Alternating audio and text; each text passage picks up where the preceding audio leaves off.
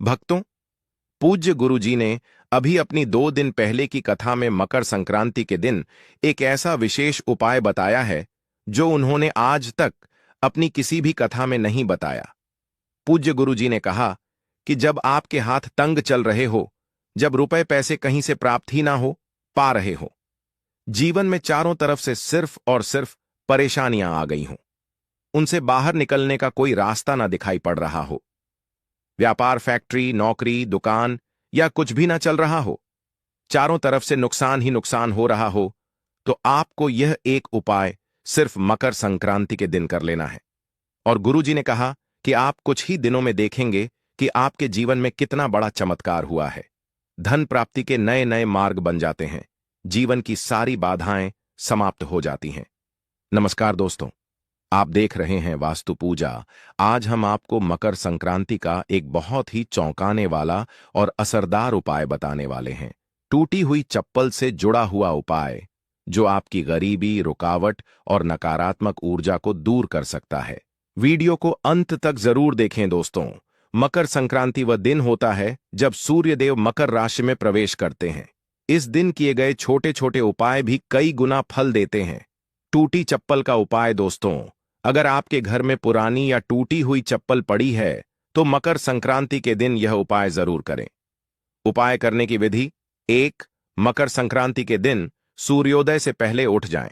2. स्नान करके साफ कपड़े पहनें। 3. घर में पड़ी टूटी चप्पल को उठाएं। 4. अब उसे घर के बाहर दक्षिण दिशा में ले जाएं। 5. मन ही मन कहें, मेरे जीवन की दरिद्रता, कर्ज और नकारात्मकता इस चप्पल के साथ चली जाए। 6. अब उस चप्पल को किसी चौराहे या पीपल के पेड़ के पास छोड़कर बिना पीछे देखे घर लौट आएं। ध्यान रहे, पीछे मुड़कर बिल्कुल न देखें। इस उपाय के लाभ: आर्थिक तंगी दूर होती है, रुका हुआ पैसा आने लगता है, घर की नकारात्मक ऊर्जा खत्म होती है, भाग्य का साथ मिलने लगता है। यह उपाय बहुत सरल है और अत्यंत प्रभावशाली माना गया है। आपको सुख समृद्धि की प्राप्ति होती है। तो चलिए जानते हैं इस विशेष उपाय के बारे में। लेकिन उससे पहले एक है, अगर आप चैनल पर नए हैं तो कृपया चैनल सब्सक्राइब अवश्य कर लें और कमेंट बॉक्स में जय माता लक्ष्मी अवश्य लिखें।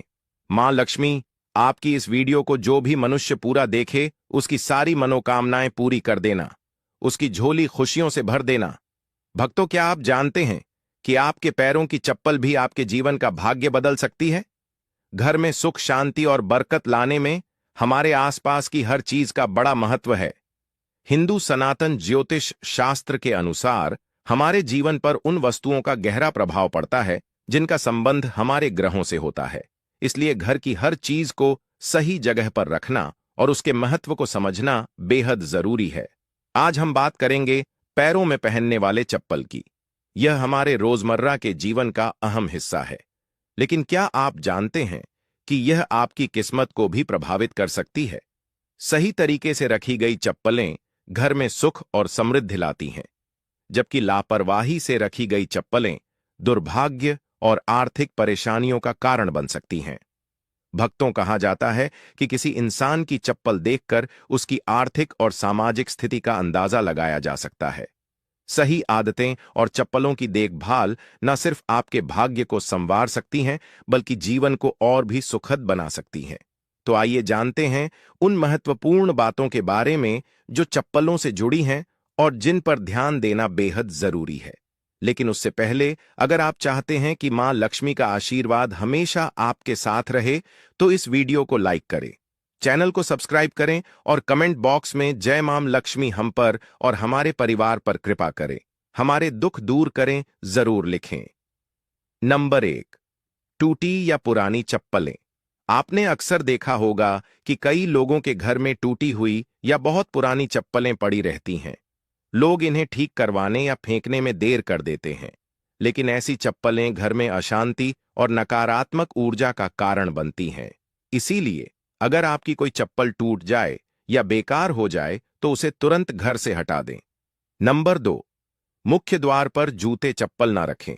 मुख्य द्वार घर का सबसे महत्वपूर्ण स्थान होता है, जहां से मां लक्ष्मी का आगमन होता है। अगर यहां जूतों और चप्पलों का ढेर लगा रहेगा या गंदगी होगी तो यह मां लक्ष्मी को नाराज कर सकता है। ऐसा होने से घर में आर्थिक तंगी और कष्टों का सामना करना पड़ सकता है। नंबर 3, ईशान कोण में चप्पलें ना रखें।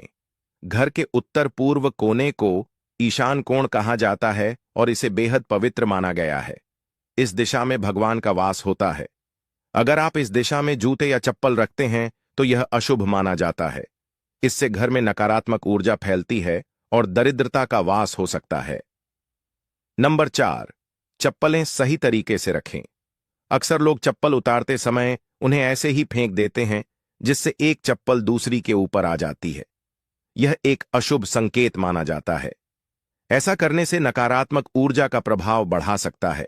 इसलिए जब भी चप्पल उतारे, उन्हें सही तरीके से और व्यवस्थित रूप से रखें। इन छोटी छोटी बातों का ध्यान रखकर आप अपने घर में सुख, शांति और समृद्धि को बनाए रख सकते हैं। यह बातें न केवल आपके जीवन को बेहतर बनाती हैं, बल्कि आपके आसपास के माहौल को भी सकारात्मक बनाती हैं। ध्यान रखें, छोटी छोटी आदतें बड़े बदलाव ला सकती हैं। अगर आपकी चप्पल उलटी हो या दूसरी चप्पल पर पड़ी हो, तो यह बीमारियों का संकेत माना जाता है। इसीलिए अगर कोई चप्पल उलटी दिखे तो उसे तुरंत सीधा कर दें और अपनी चप्पल को कभी भी उलटा ना छोड़ें। नंबर 5, घर में चप्पल को दहलीज पर खड़ा करके ना रखें। कई लोग चप्पल को सुखाने के लिए दहलीज पर रख देते हैं, लेकिन ऐसा करना अशुभ माना जाता है। इससे घर में नकारात्मक ऊर्जा उत्पन्न होती है और बरकत खत्म हो जाती है। दहलीज को घर के प्रवेश का महत्वपूर्ण स्थान माना गया है, जिसे साफ सुथरा रखना जरूरी है। जब चप्पल या जूते दहलीज पर रखे जाते हैं, तो यह न केवल घर की सुंदरता को प्रभावित करता है, बल्कि देवी देवताओं की कृपा को भी दूर कर सकता है। नकारात्मक ऊर्जा का असर हमारे मानसिक स्वास्थ्य और परिवार के सदस्यों के संबंधों पर भी पड़ सकता है। नंबर 6, जूते चप्पल पहनकर कभी भोजन ना करें। माता अन्नपूर्णा इससे नाराज हो जाती हैं और दुर्भाग्य पीछा नहीं छोड़ता। इसी तरह घर की रसोई में भी जूते चप्पल पहनकर ना जाएं। यह बहुत अशुभ माना जाता है और इससे ग्रहों पर बुरा असर पड़ सकता है, जिससे जीवन में कठिनाइयां बढ़ सकती हैं। नंबर 7, घर के दरवाजे पर चप्पल उतारने से बचे।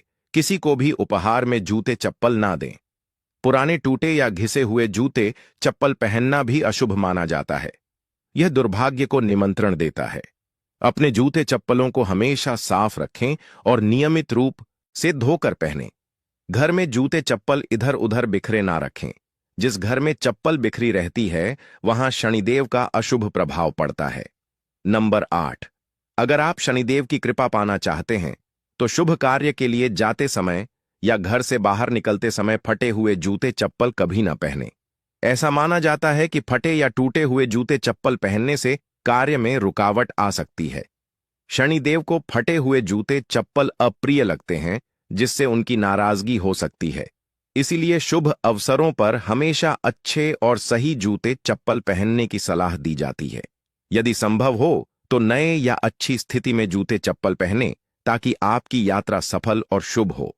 इसके अलावा अगर आप किसी विशेष स्थान पर जा रहे हैं जहां अच्छे कपड़े पहनने की जरूरत है, तो जूते चप्पल भी आपके पहनावे का एक महत्वपूर्ण हिस्सा है। नंबर 9, शनिवार के दिन जूते चप्पलों का दान करना शुभ माना जाता है।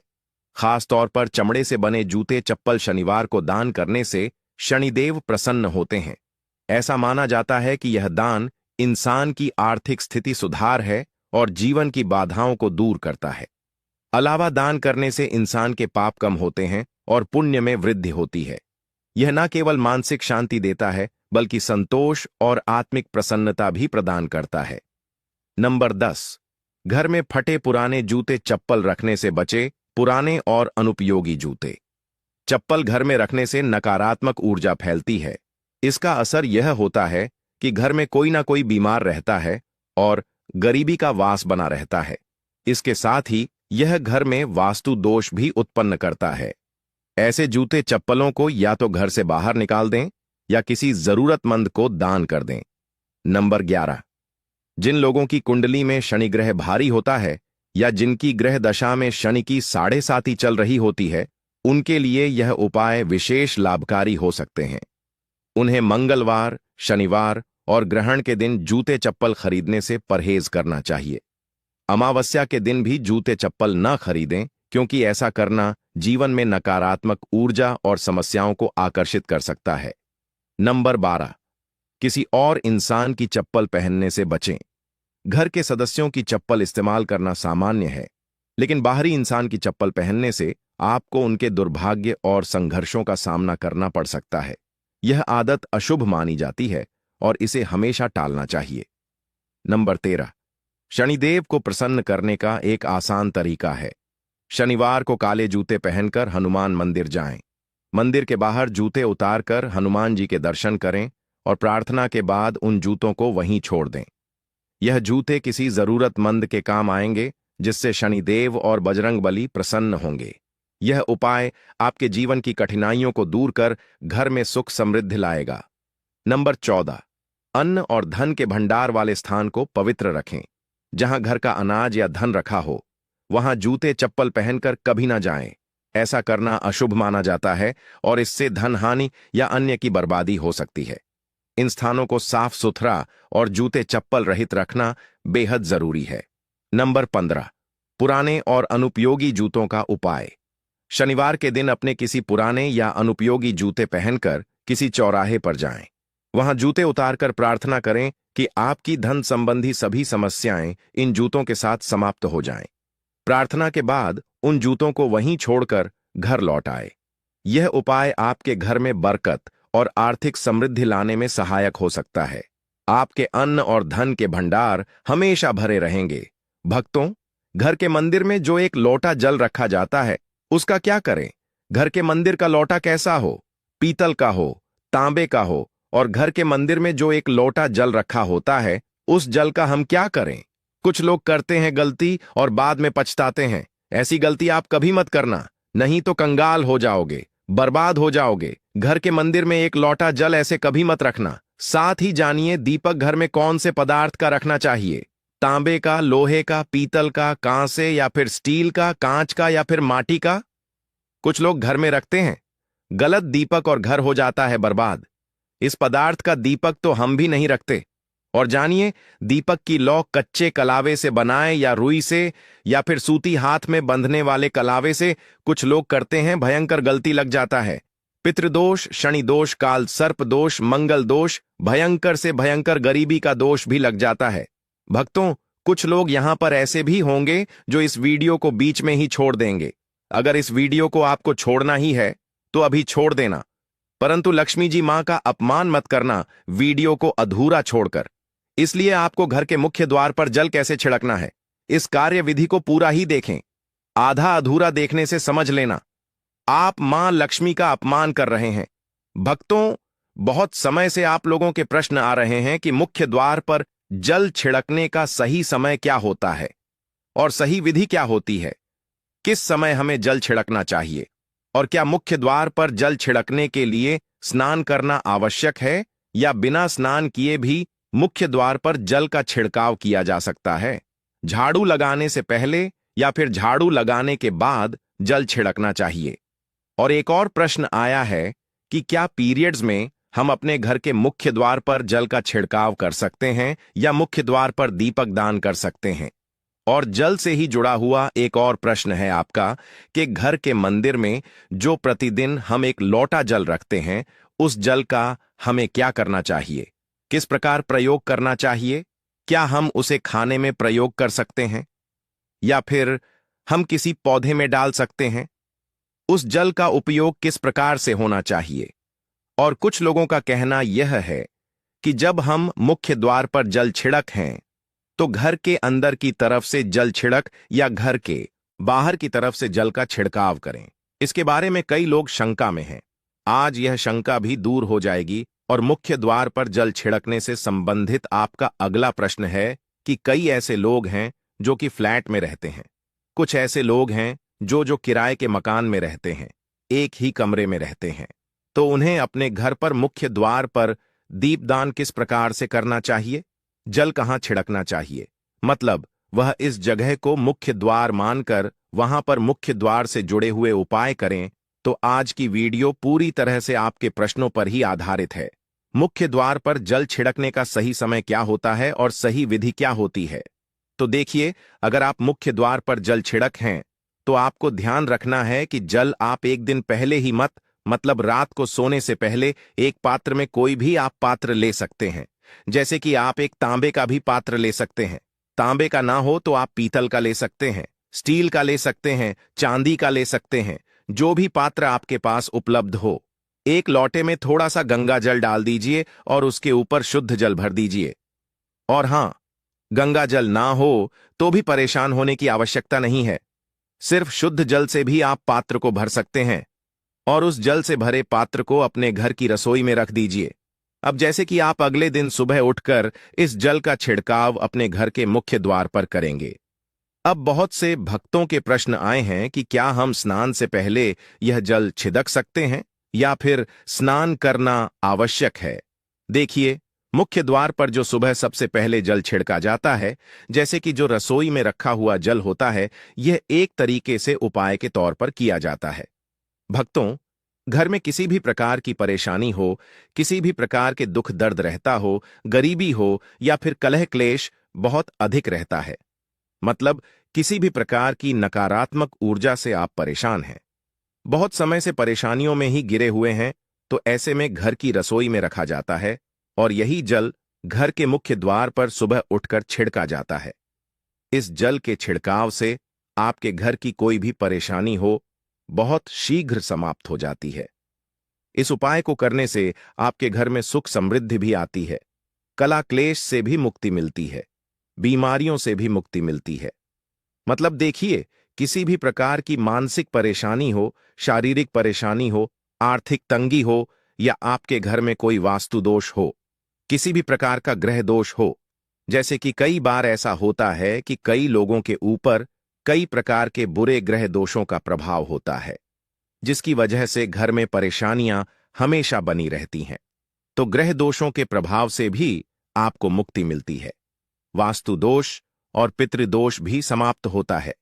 इसके साथ ही जैसे कि बहुत से लोगों के प्रश्न होते हैं कि उनके ऊपर किसी ने कुछ कर करा दिया है, उनके परिवार में किसी भी प्रकार की पहले कोई परेशानी नहीं थी, लेकिन अब भी कुछ समय से परेशानियां लगातार आती ही जा रही हैं और कोई रास्ता नहीं मिल रहा है। परेशानी से निकालने का तो किसी के भी किए कराए तंत्र मंत्र का प्रभाव हो, किसी की बुरी नजर का प्रभाव हो, तो भी आपके इस उपाय से मतलब इस एक लोटा जल से आपकी परेशानी स्वतः ही कुछ दिनों में समाप्त हो जाती है। तो यह घर की सभी परेशानियों से मुक्ति पाने का रामबाण और सबसे सरल, सबसे आसान उपाय होता है जो हमारे सनातन शास्त्रों में वर्णित है। तो आप अपने घर की रसोई में एक लोटा जल रखें, रात में भरकर और प्रातःकाल जल्दी उठकर उसी जल से अपने घर के मुख्य द्वार को धोते हैं तो कोई समस्या नहीं है। लेकिन इस जल का छिड़काव घर के मुख्य द्वार पर सूर्योदय होने से पहले हो जाना चाहिए। अब भक्तों, जैसे आपका अगला प्रश्न है कि क्या हमें स्नान करके इस जल का छिड़काव अपने घर के मुख्य द्वार पर करना चाहिए या फिर बिना स्नान किए भी कर सकते हैं। देखिए, यह जो हम जल छिड़क हैं, मतलब यह एक उपाय होता है, तो इसे हम स्नान करने के बाद नहीं करते हैं। सुबह जल्दी उठते हैं और उठकर सबसे पहले घर की रसोई में जाएंगे। उसके बाद उस जल को लेकर आप घर के मुख्य द्वार पर जाएंगे। मुख्य द्वार खोलकर मतलब मैन गेट खोल दीजिए और उसके बाद मुख्य द्वार पर इसी जल का छाह दीजिए, छिड़काव कर दीजिए और जल का छिड़काव करते समय अपने पितरों का ध्यान कीजिए, मां लक्ष्मी का ध्यान कीजिए, क्योंकि कहा जाता है कि सुबह सुबह मां लक्ष्मी प्रत्येक द्वार पर आती है, सबके द्वार पर आती है, जिनके भी द्वार खुले होते हैं, जिनके घर में जल का छिड़काव मुख्य द्वार पर हुआ रहता है, उसके घर में प्रवेश कर जाती है। तो महालक्ष्मी का अपने मन में ध्यान कीजिए और एक तरह से प्रार्थना कीजिए, हे मां लक्ष्मी, आप मेरे घर में प्रवेश करें, मैं आपका स्वागत करने के लिए तैयार हूं। और इसके बाद अपने पितरों का ध्यान कीजिए, क्योंकि हमारे घर की दहलीज होती है, वहीं पर पितरों का वास माना जाता है। तो जब आप दहलीज पर जल के छींटे देते हैं तो आपके पितर बहुत प्रसन्न हो जाते हैं और उनका आशीर्वाद भी आपको प्राप्त होता है। तो सुबह जो आप जल छिड़के, इसके लिए स्नान करने की आवश्यकता नहीं है, बिना स्नान किए भी कर सकते हैं। भक्तों, वीडियो में आगे बढ़ने से पहले आपसे छोटा सा निवेदन है कि कमेंट बॉक्स में जय मां लक्ष्मी अवश्य लिखें। महालक्ष्मी जी, जो भी भक्त इस वीडियो को देख रहा है उसके घर में सुख समृद्धि आए, उसके घर में कोई भी परेशानी नहीं आए और पूरा परिवार सुख शांति से अपना जीवन यापन करे। भक्तों, अगर तुम में से कोई महालक्ष्मी जी को मानता है तो अगर सच में ही भक्त हैं, आप इस वीडियो को लाइक कर कमेंट बॉक्स में एक बार जय मां लक्ष्मी लिख देना। बोलो पार्वती पते। हर हर महादेव। दोस्तों, शास्त्रों में बताया है कि अगर आपके घर में एलोवेरा का पौधा लगा है तो समझिए आपका भाग्य उदय होने वाला है। साक्षात लक्ष्मी पधारेंगी और कायाकल्प हो जाएगा। दोस्तों, एलोवेरा का पौधा ऐसा होता है जो आपने कहीं ना कहीं देखा ही होगा। हो सकता है कि आपके घर पर भी लगा हो और यह बड़ी आसानी से उपलब्ध हो जाता है, परंतु आपको इसका नाम हिंदी में नहीं पता होगा। इसका हिंदी नाम है घृत कुमारी या गौरगंध। अगर आयुर्वेदिक उपाय की बात करें तो यह शरीर के लिए बहुत ही ज्यादा फायदेमंद साबित होता है। परंतु आज आप एक बात जान लीजिए, एलोवेरा का जो पौधा होता है वह तांत्रिक गुणों से युक्त होता है और तांत्रिक रूप में यह रामबाण ताकत माना जाता है। अगर आपका शत्रु आपको बहुत ज्यादा परेशान कर रहा है तो एलोवेरा के पौधे से आप अपने शत्रु का विनाश कर सकते हैं। अगर आपके घर में धन आना बंद हो गया है तो एलोवेरा के पौधे का इस्तेमाल करके आप महालक्ष्मी का आशीर्वाद प्राप्त कर सकते हैं और आपके पास धन खींचा चला आएगा। अगर आप कर्ज के माया जाल में फंस चुके हैं तो एलोवेरा का पौधा आपको उस जाल से निकाल सकता है। यह आपके शरीर के बड़े से बड़े रोग को भी ठीक करने की क्षमता रखता है।